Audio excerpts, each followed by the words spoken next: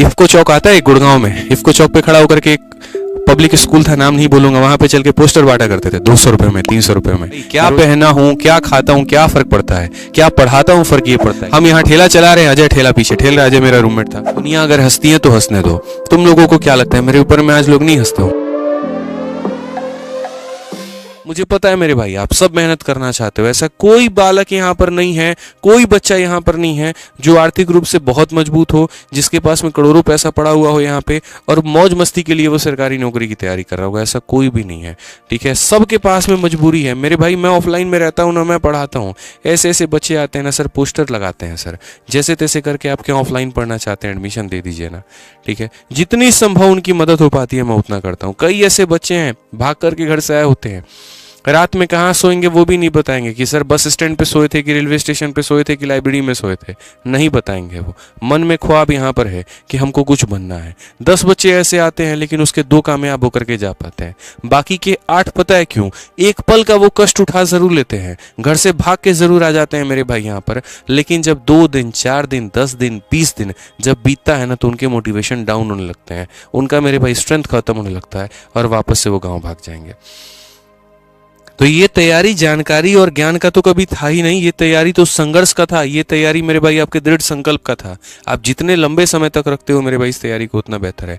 अभी मैं यहाँ पर वो सेंटर वाले जो जाते हैं ना, वो माइक लेकर के और लोगों से पूछते हैं पेपर का रिव्यू क्या था। तो एक मैं अभी शॉर्ट्स देख रहा था, एक लड़की का था वहाँ पे, ठीक है। उससे पूछ रहा था एग्जामिनर की कितना अटेम्प्ट है आपका, कहती 3 अटेम्प्ट दे चुके हैं। तो बोला कि क्या लग रहा है आपको इस बार, कहती देखिए सेलेक्ट तो हो जाऊंगी लेकिन हर बार मेरा पेपर खराब जाता है खाली मेरी नर्वसनेस की वजह से, ठीक है। तो 2 तरह के फैक्टर होते हैं, एक होती है मेरे भाई आपकी तैयारी अधूरी नहीं है और दूसरा सिलेक्शन नहीं होने का कारण होता है तैयारी तो है सर, आप नर्वस बहुत हैं। लड़कियों के केस में 90% उनको किल करता है उनकी नर्वसनेस। मेरी एक स्टूडेंट थी, अभी 4 बार से मेंस का पेपर दे रही थी, उसका सिलेक्शन नहीं हुआ। हर बार सिर्फ एक ही हो जाता था, उसके रूममेट्स का, दोस्तों का, सबका हो जाएगा, उसका नहीं होता था। खाली उसको नर्वसनेस मारेगा, खत्म कर देगा उसको, जाएगी हाथों हाथ कांपना शुरू हो जाएगा, उसी समय वो सारा टेंशन लेना शुरू हो जाएगी। उसको नॉलेज का कभी नहीं था। कई सवाल तो ऐसे भाई मेरे से तेजी में सॉल्व कर देगी वो, मैं इतनी तारीफ कर रहा हूँ, सोचो उसकी। वहाँ पे जीएस का अथाह ज्ञान है उसको, लेकिन वहाँ पर नर्वसनेस सारा लिपापोती करके चली जाएगी। फाइनली इस बार उसके अच्छे मार्क्स है और सिलेक्शन हो रहा है, ठीक है। बट उसने क्या किया, कंसिस्टेंसी रखी। रीजन कोई ना कोई फेलियर का होगा ही होगा। अगर आप फेल हो रहे हैं कहीं पर भी तो उसके 10 रीजन है, ठीक है। अब वो आपको ढूंढना है, आपको काम करना है, आपको मेरे भाई संकल्प लेना। अब उस लड़की के पास में कोई ऑप्शन नहीं था, या तो घर वाले शादी कर देते, जिंदगी भर अपने पति का सुनती, ससुराल वालों का सुनती। कम से कम ये तो है आज उसने सामर्थ्य बनाया है, वो किसी को सुनाएगी नहीं, कुछ बुरा नहीं बोलेगी, मालकिन बन के नहीं घूमेगी, लेकिन एक सम्मान के साथ में अपनी जिंदगी को गुजारेगी। 2 पैसे के लिए भीख नहीं मानना पड़ा होगा उसको, हाथ नहीं फैलाने पड़े होंगे अपने पति के आगे।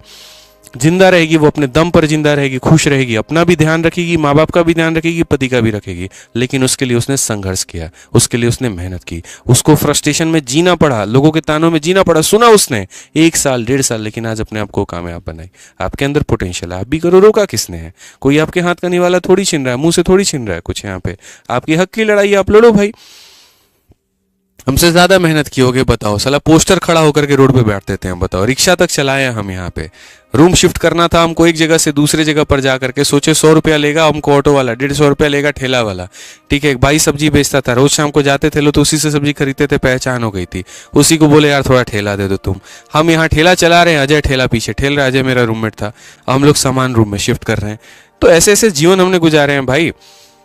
खाने को कुछ नहीं मिला ना, 2 आलू डाल के यहाँ सीटी लगा दिए दाल के अंदर में, ले चावल दाल चोखा तैयार है, मौज एकदम बढ़िया से। इंपॉर्टेंट पढ़ाई था सर, क्या खाया क्या नहीं खाया फर्क नहीं पड़ता। आज गुची अरमानी पहन रहा हूँ नहीं पहन रहा हूँ वो बहुत बात की बात है, तब भी पहना क्या पहना कोई फर्क नहीं पड़ता है। इंपॉर्टेंट मेरे भाई हमेशा आपकी तैयारी रहती है।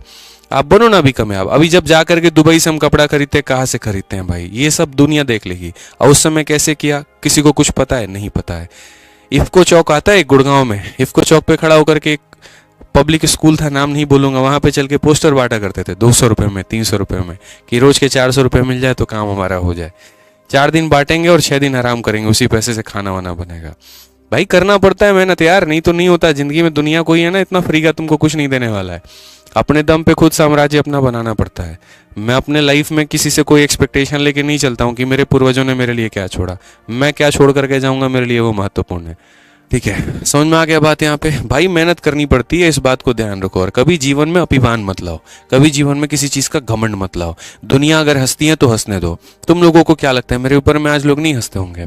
मेरे ऑफिस में ऐसे ऐसे लोग आते हैं, मिलते हैं मुझसे, सबसे पहले ये देखते हैं कौन से ब्रांड का कपड़ा पहने हैं।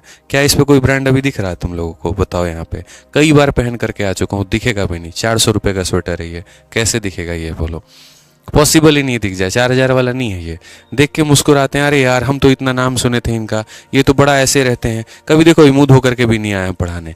मेरे लिए मेरा काम महत्वपूर्ण है भाई। क्या पहना हूँ, क्या खाता हूँ, क्या फर्क पड़ता है? क्या पढ़ाता हूँ, फर्क ये पड़ता है। कितने इंस्पेक्टर बनाए, फर्क मेरे लिए ये पड़ता है।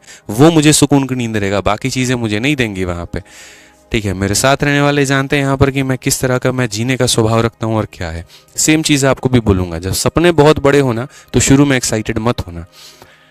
ठीक है, कुछ लोग थोड़ा धन पा करके अपने आपा खो देते हैं, वो कभी मत करना। बहुत अपने आप को स्थिर रखो, एकदम शांत जल की तरह। कहते हैं ना, जहाँ का जल जितना गहरा होता है वहां पर वो शांति उतनी बनी होती है। उतना करके चलो, पेशेंस रखो। और मेरे भाई फोड़ो जो फोड़ना है तुमको। जिस दिन प्राप्त कर लो, एकदम जाना खुली जगह पे, खूब जोर से चिल्लाना यहाँ पे कि आज हमने कुछ प्राप्त किया, मजा आएगा तुमको। ठीक है, पढ़ो यहाँ पे।